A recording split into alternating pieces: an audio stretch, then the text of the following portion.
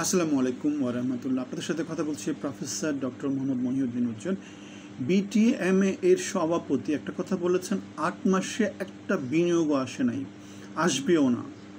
আমরা এই কথাটুকুলো বলে আসছি গত ৭-৮ মাস, ৯ মাস, ১০ মাস ধরে। বিনিয়োগ তলানিতে, কর্মসংস্থান তলানিতে, জিডিপি গত গত বছরের যে জিডিপি ছিল তার অর্ধেকের নিচে নেমে গেছে। সুতরাং গত ১০ মাসে এই সরকার যা কিছু করছে গঠনমূলক সব কিছু তলানিতে আছে।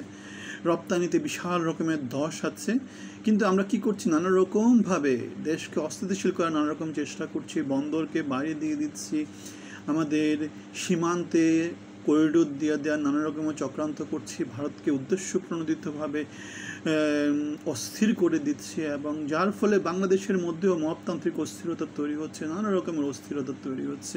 এবং এই সমস্ত অস্থিরতার একটা বড় ফলাফল হচ্ছে বাংলাদেশে বিনিয়োগ না আসা, বাংলাদেশ থেকে বিদেশি বিনিয়োগ চলে যাওয়া, বাংলাদেশের জিডিপি কমে যাওয়া, বাংলাদেশের কর্মসংস্থান কমে যাওয়া, বাংলাদেশের নির্বাচন পিছিয়ে যাওয়া, বাংলাদেশের একটা জনগণের যে সরকার, সেই সরকারটা প্রতিষ্ঠিত হতে দেরি হওয়া, এবং বাংলাদেশের জনসমাজের মধ্যে যেই একটা উন্নয়ন কার্যক্রম জনগণের মধ্যে প্রতিফলিত হয়, স্থিতিশীল সরকার, বিদ্যুৎ সরবরাহ বা যে কোনো দিক থেকে আমদানি রপ্তানি, তাহলে কী হয়, দেশের লোকজনও উৎপাদনমূলক কাজে প্রতিষ্ঠিত হতে পারে বা অংশগ্রহণ করতে পারে। এখন সরকার উদ্দেশ্য প্রণোদিতভাবেই কাজগুলো করছে, এবং এটাই আমরা দেখতে পাই বিটিএমএ এর সভাপতির কথা থেকে। তিনি কি বলেছেন কথাটা আরেকবার বলে, ৮ মাসে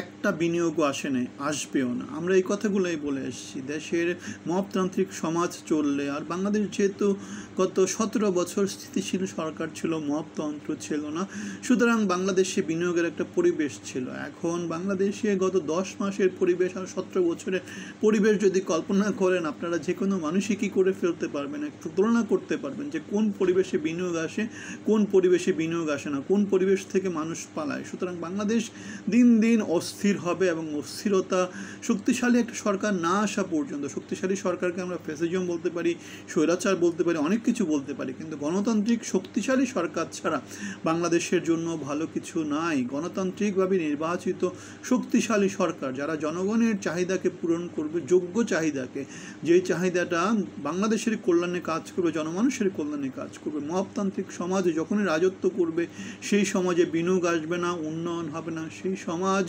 কখনো ভালো দিকে যেতে পারে না। বাংলাদেশের সমাজ ৫৫ বছরের ইতিহাস আমাদেরকে সেটা বলে। এখন আমাদের গত ১০ মাসের যে ইতিহাস, সেটাও আমাদেরকে একই কথাই বলছে। আপনারা কি মনে করেন, আপনাদের কি ধারণা? আমরা যে কথাগুলো বলছি, সেই কথাটা কোনটার সাথে আপনি দ্বিমত পোষণ করেন, কেন দ্বিমত পোষণ করেন, আমাদেরকে জানাবেন।